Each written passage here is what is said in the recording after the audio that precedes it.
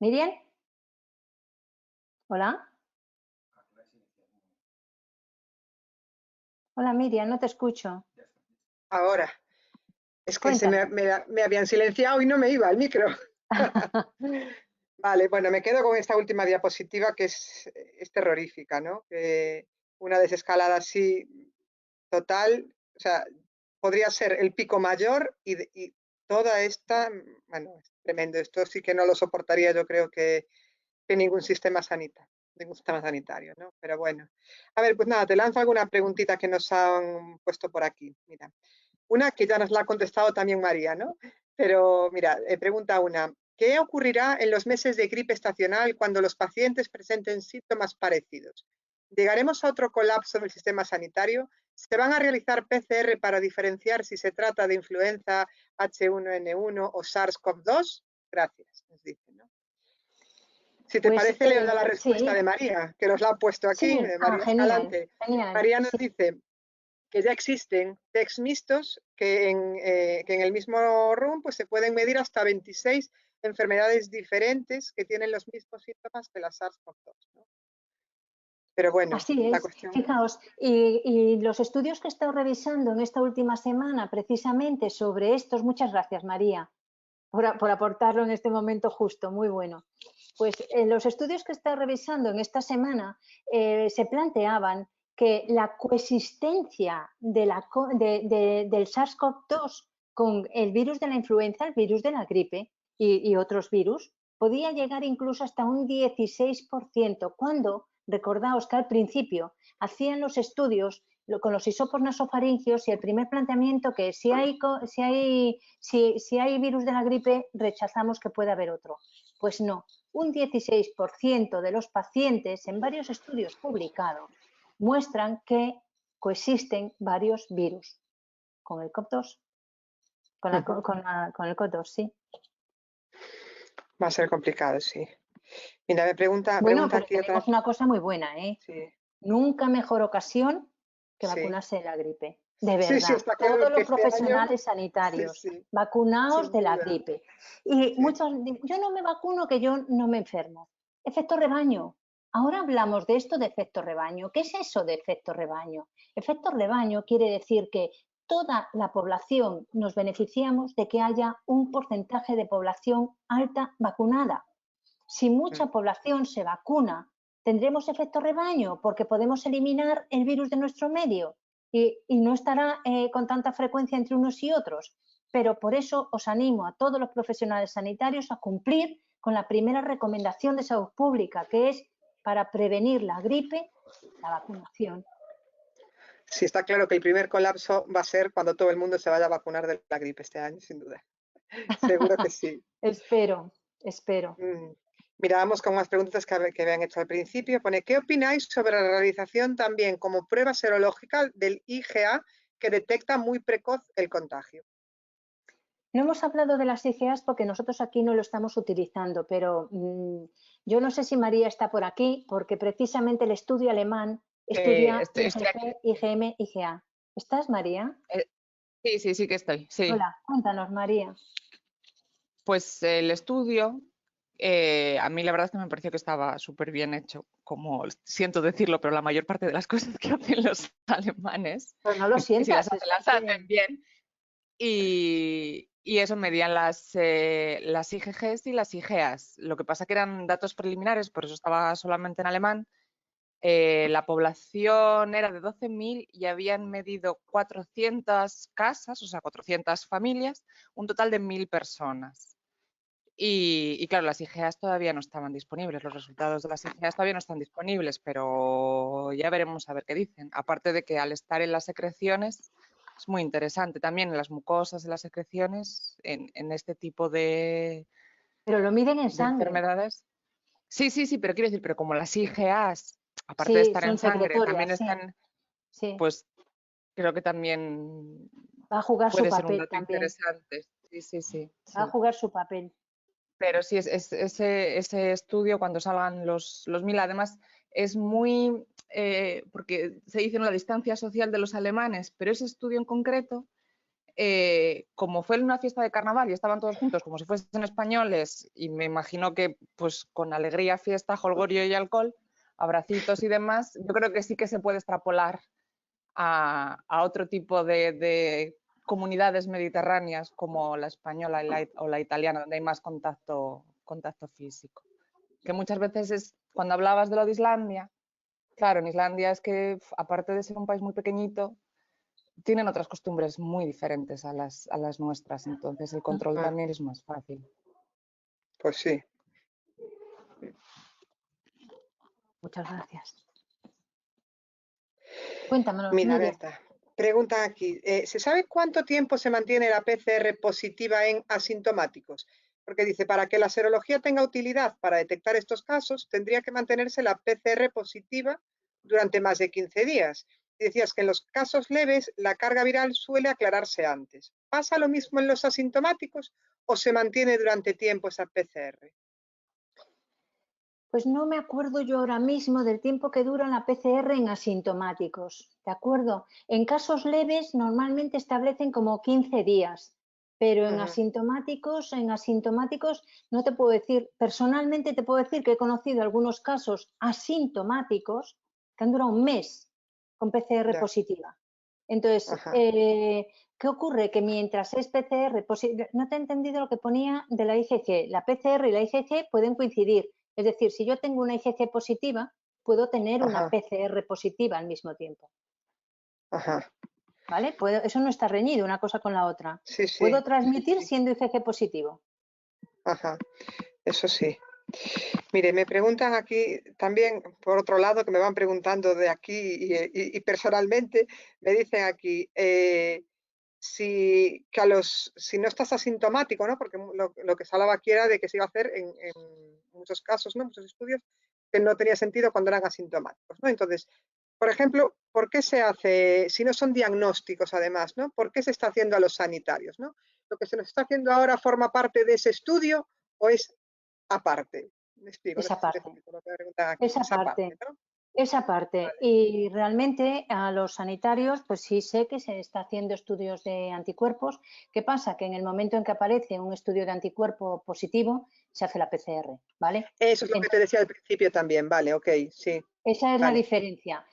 A mí que me gustaría que se hicieran al tiempo, pero bueno, vale, pues bueno, pues si es eso, es eso. Pero dentro de lo malo, no es malo, ¿vale? De lo menos malo. Y me preguntan también aquí PCR y anticuerpos. Me dicen que qué fiabilidad tienen esos test, ¿no? Que se están haciendo aquí, por ejemplo, en Galicia, ¿no?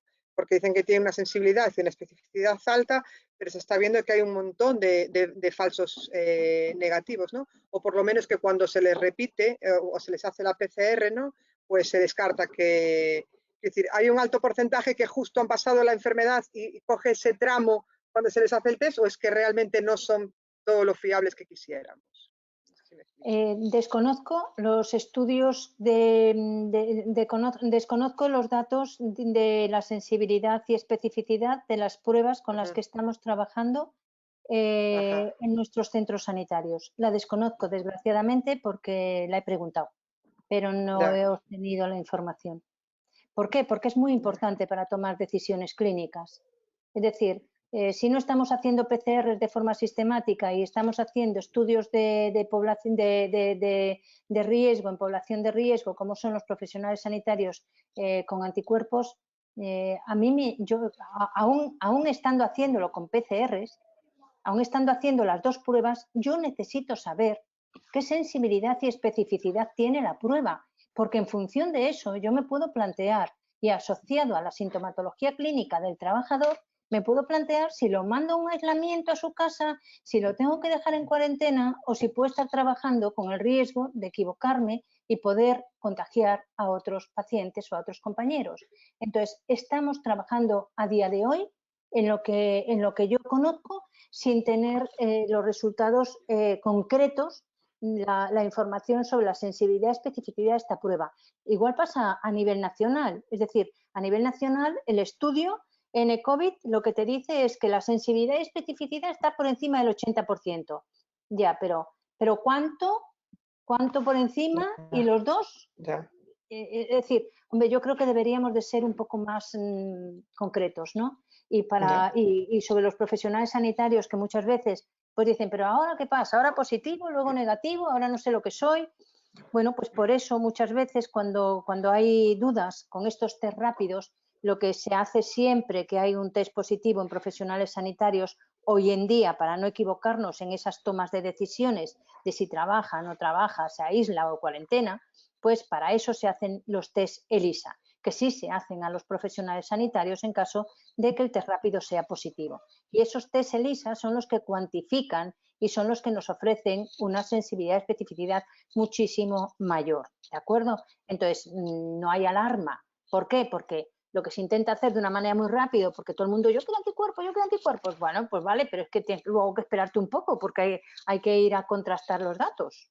Entonces, es que primero me dijiste y ahora me dices, claro, pues porque como no sabemos la sensibilidad y especificidad de esa prueba rápida, yo no sé si la están evaluando, igual la están evaluando, no lo puedo saber, o igual ya tienen los datos y no los han comunicado en las publicaciones, no lo sé. La realidad es que test rápido se hace en lo que yo conozco, se cuantifica después la extracción sanguínea que se hace al mismo tiempo, en ese tiempo, se cuantifica con ELISA.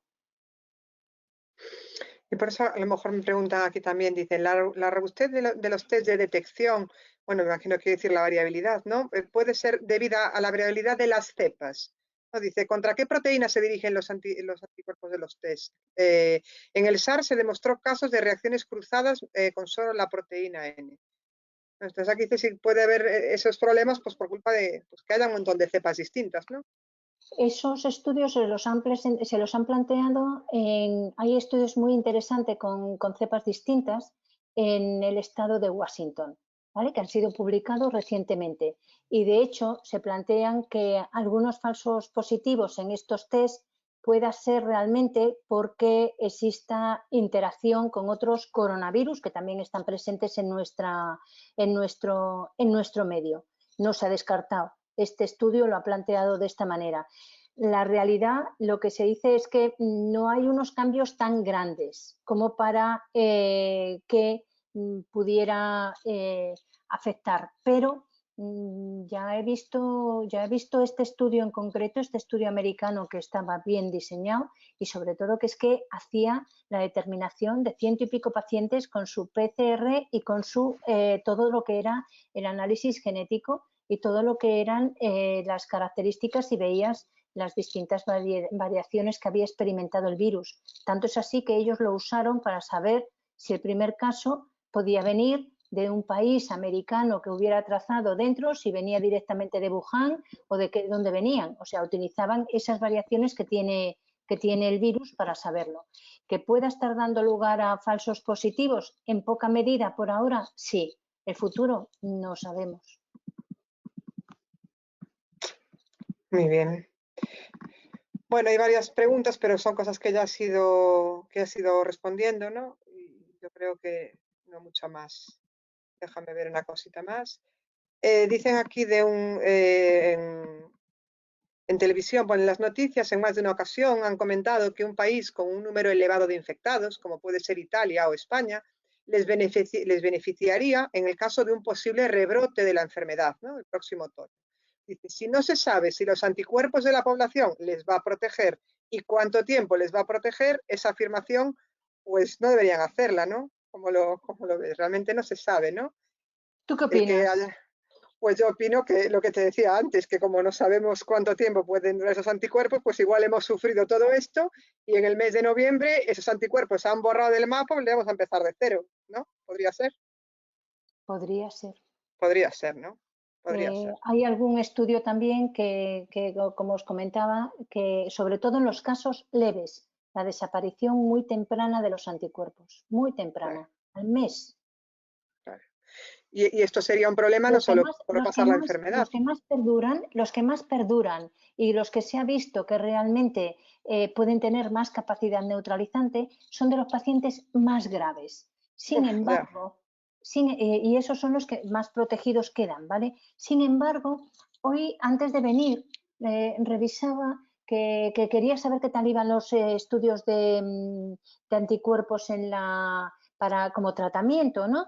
Y estos estudios que parecían tan prometedores, pues están empezando a dar los primeros resultados y parece que por ahora no son muy alentadores, ¿no? Pero bueno, habrá que ver en su contexto y por qué.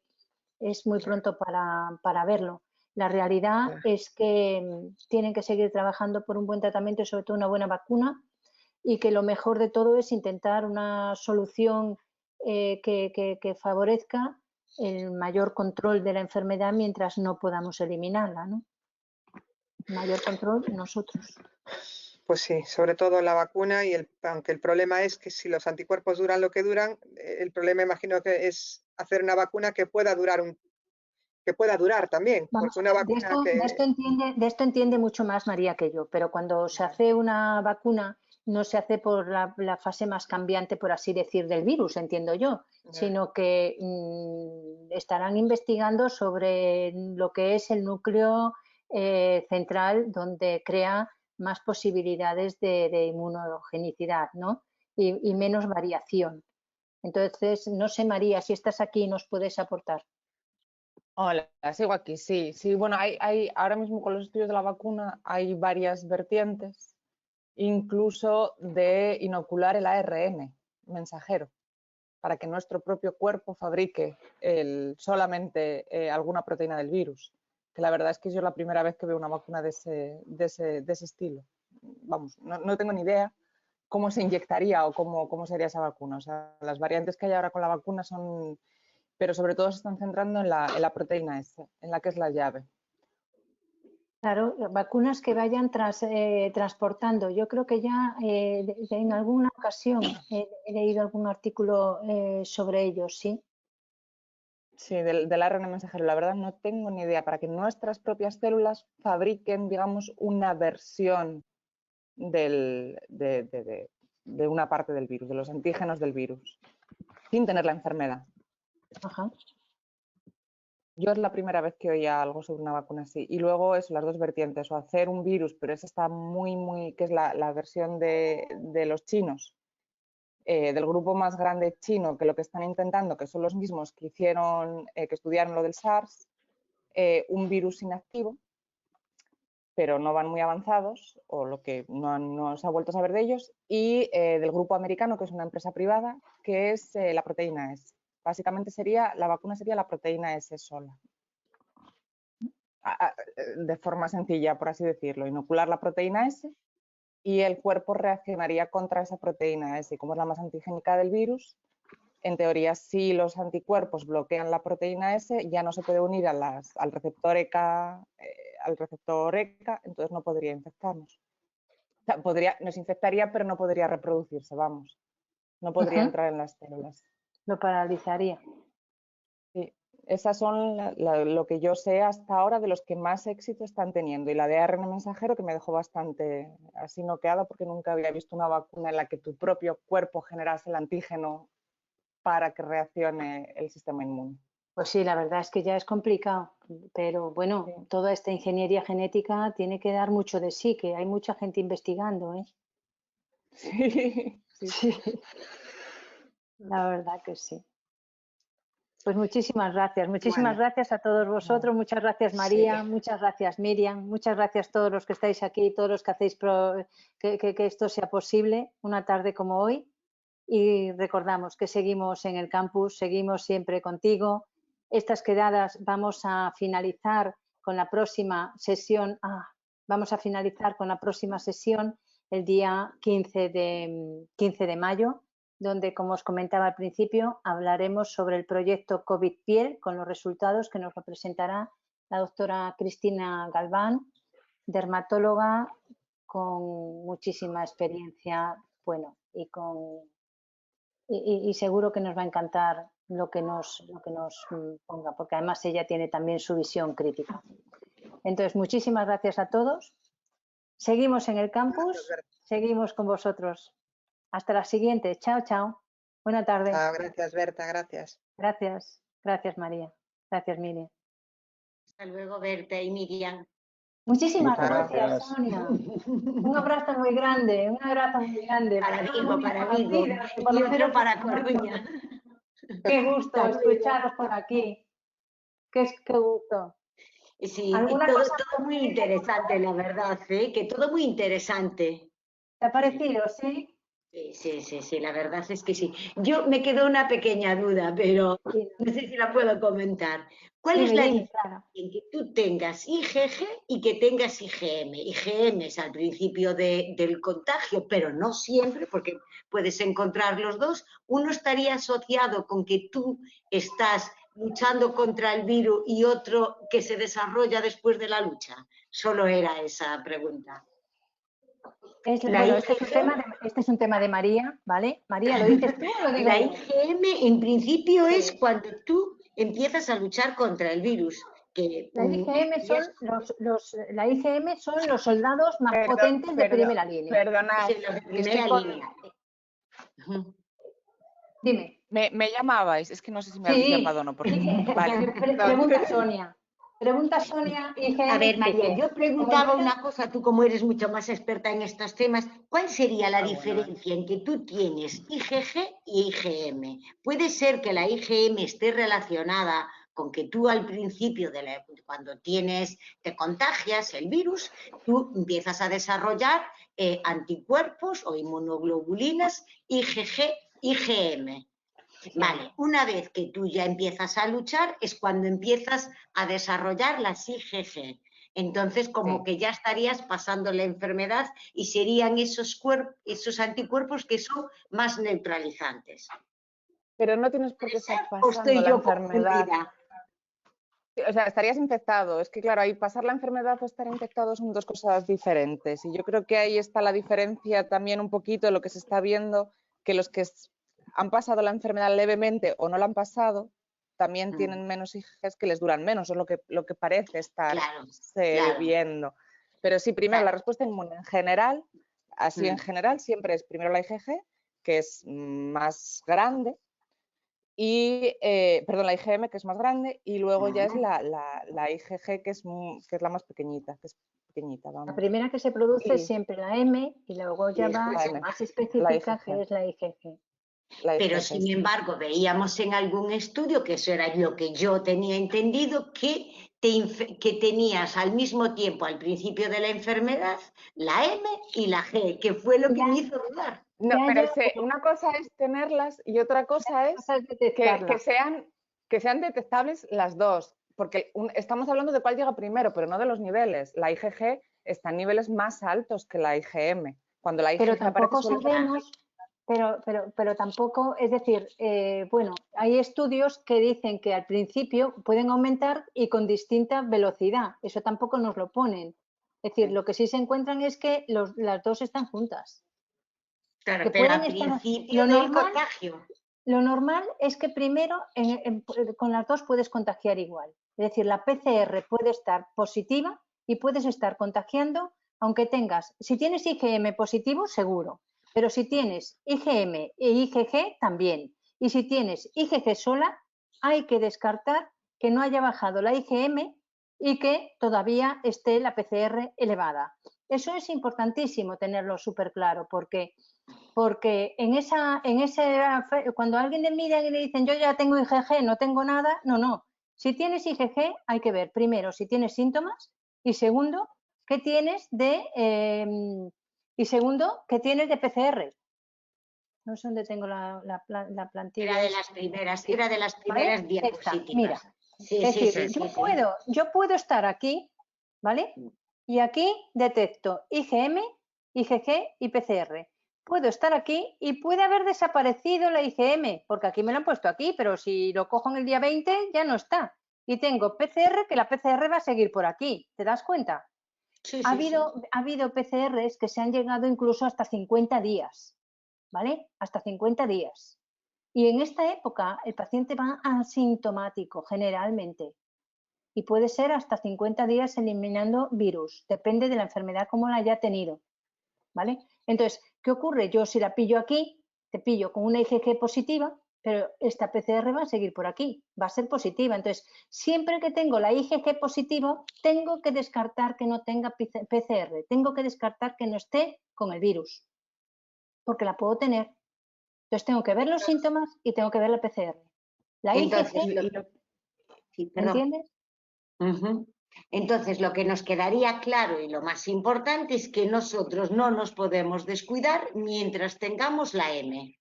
Una vez que No, la M, desaparezca la M, la M va a misa. O sea, la M, una vez que búscalo porque en desaparezca algún la sitio lo M, hay. que sería el factor más importante de contagio, entonces ya podríamos empezar a salir de casa. No, con IgG no, porque puedo tener PCR positivo. No puedo salir de casa. Bueno, no, pero si tengo IgG, pero no Sí. tengo IgM, en un principio No soy... tomo decisiones si no tengo PCR. Mm. Y si la Nunca puedo PCR hacer ahí una es valoración negativa, diagnóstica sin PCR. Dime, y si ahí la PCR fuese negativa, si la PCR es negativa y tú estás sí, sin síntomas, asintomático, entonces podrás salir de casa si han pasado ya 14 días desde el inicio de los síntomas. Vale, vale. Vale, podríamos estar contagiando, es la conclusión, en cualquier fase del tramo del contagio del virus. Siempre y No hay cuando ninguna garantía de ninguna clase. los anticuerpos no nos dan ninguna garantía de ninguna clase. Hay que asociarlos a la PCR. Ujú. En el Y momento bueno, en Aquí que es los donde teniendo la entraría, PCR negativa tampoco estarías de todo... tú fíjate, aquí tienen es donde esta entrarían los parte. test de antígenos también. Claro, Si pero por eso es funcionase importante bien, el desarrollo de los test de antígeno y todavía, o sea, sé que están pero va a ser trabajando muy sobre ello. difícil. Va a ser muy Pero difícil porque fijaos una pensad que en cosa. el test de antígenos, perdón, No. Dime, María. que va a ser muy difícil porque, claro, en el test de anticuerpos, tú lo que pegas es un antígeno y fabricar un antígeno es muy fácil, muy fácil. Pero fabricar anticuerpos o aislar anticuerpos no es tan fácil como fabricar antígenos. Entonces, el test de antígenos, el mayor problema que tiene es de dónde saco los anticuerpos para pegar al test. No sé si me estoy explicando. Tienen que venir Sí, esos... ¿sabes? Claro, eso Sí, sí, sería sí, muy sí. bueno si por fin esos anticuerpos de estos pacientes que han estado tan enfermos realmente fueran específicos, esos se podrían utilizar para poder fabricar algo por ahí, digo yo. Sí, aún así, a gran escala, claro, un antígeno se puede fabricar con biogeneradores, con bacterias, con E. coli. A E. coli le metes un gen del SARS-CoV y te hace la proteína S, venga, a lo loco. Eso es muy fácil de hacer y muy barato. Pero aislar anticuerpos específicos del suero humano no es ni tan barato ni tan fácil como hacer Ese es el antígenos. problema con el que se deben de estar encontrando. Pues mirad, para que no nos quede duda con respecto a esto, fijaos, si yo hago un test de anticuerpos aquí, Sonia, ¿qué pasará? Que eres positivo. ¿Es No, que positivo ahí no aquí? tienes ni la G ni la M. Ni la G ni la M, o sea, doy negativo. Sí, Y puedo estar pero puedo contagiando. estar contagiando. Vale. Si lo doy aquí, tengo la IgM. Tienes la M positiva, o sea que estás en pleno contagio y tienes PCR positivo. Genial, pleno contagio. Si lo doy aquí, si lo hago aquí este día, Ahí también, ahí también. Ahí ya empiezas a generar que serían anticuerpos G que empezarías a neutralizar el virus. no, neutralizar no, porque neutralizar es otra cosa. Neutralizar quiere decir que anula el virus. Y estos anticuerpos por ahora no ha demostrado nadie que por sí, por la IgG, los neutralice. No es cierto. Para eso Bueno, se hace otro tipo de pero tú prueba. empezarías a tener menos síntomas. Eso, vale, La pues ahí PCR esa sería te la positiva, tú compro. tendrías menos síntomas, pero podrías contagiar igual. Y si yo estoy aquí en el día 22, Serías asintomático, pero bueno, podrías estar contagiando porque tienes IgG, que no sabes si claro, son neutralizables o no. perfecto. Pues muy bien lo has resumido. Muy bien. Creo que más o menos me quedó claro eso ahora ya. Vale, pues Entonces, test de muchísimas anticuerpos gracias. solo, no. ¿Vale? Sí, sí, sí, sí. Siempre asociado a la clínica, al entorno, a los contactos que haya tenido y asociado a la PCR. ¿vale? Es difícil de parar el virus con este desconocimiento que todavía tenemos de él, eso está claro. Bueno, Y yo, bueno, muy nuevo. sigo repitiendo que está en nosotros, en cómo salgamos nosotros a la calle y cómo cuidemos nosotros la calle. Exactamente. Está en el control social que nosotros hagamos y en mantener las medidas y en pensar que no podemos hacer lo que los franceses dicen que tiene riesgo, ¿no? Entonces Claro, habrá que ir poco a poco. Es que lo de salir a la calle, como vimos este sábado y este domingo, bañarnos en la playa, por ejemplo, aquí que a nosotros nos abrieron los arenales y, bueno, todos sentados en el muro que del paseo, gran paseo que tenemos, que es muy bonito y todos tenemos ganas, pero no, es mejor esperar un poco más, ser concienciudos en eso y poder disfrutar dentro de un mes como tenemos que disfrutar. Pues sí, ya total, para lo que nos queda, eso. Bueno, pues Muchas nada. gracias, Berta, por toda la Muchas información. gracias a todos, muchísimas gracias, muchas gracias a todos vosotros. ¿Algún profe, alguien que quiera comentar algo? ¿Algún asistente que quiera comentar alguna cosa? Bueno, sí, yo quiero comentar, quedan algunas preguntas en el tintero. A ver. Siendo las 10:15, yo creo que Lo siento, lo siento. Creo que ya son suficientes. Si quedan alguna más, la contestaremos en otra sesión. A mí me ha parecido muy interesante, he aprendido muchas cosas. Con la que más me quedo es con el concepto de que esto de la nueva normalidad está bien bautizado, porque creo que va a ser nueva durante bastante tiempo. Y muchas gracias a todos por haber asistido. Sé que desde el panel que estáis viendo no se ve quiénes estamos. En las videoconferencias normales sí se ve. En esta no se ve y parece que no está solo. Estamos inscritos más de 400 personas y más de 300 han mantenido la atención durante todo este tiempo, con lo cual os tenemos que dar las gracias. Muchísimas gracias, Berta. Muchas gracias a todos vosotros, campeones. Y para cualquier cosa, solo comentaros que la grabación la vais a tener disponible. Os agradecería mucho que contestarais a la encuesta, que es lo que nos ayuda a seguir dando estas charlas. Estas charlas se hicieron precisamente por lo que había surgido del confinamiento. No es algo habitual que lo hagamos, lo hemos hecho como una labor de comunicación y de síntesis de la mucha comunicación que hay en el sector. Entre tanto bulo, era un momento fundamental el poner un poco de orden en toda esa información, y esa de alguna manera es la aportación que ha tenido Formantia. Creo que la sesión de la semana que viene, que si no me equivoco será en viernes, el viernes 15. A las 7. A las 7 vamos a tener a una ponente extraordinaria. La doctora Candia no os habló sobre ello, pero sí, yo os lo cuento. No, se lo contaste a Miriam en el comité. Pero yo os lo cuento. Vamos a tratar del tema de COVID piel y además por la persona que ha dirigido la investigación.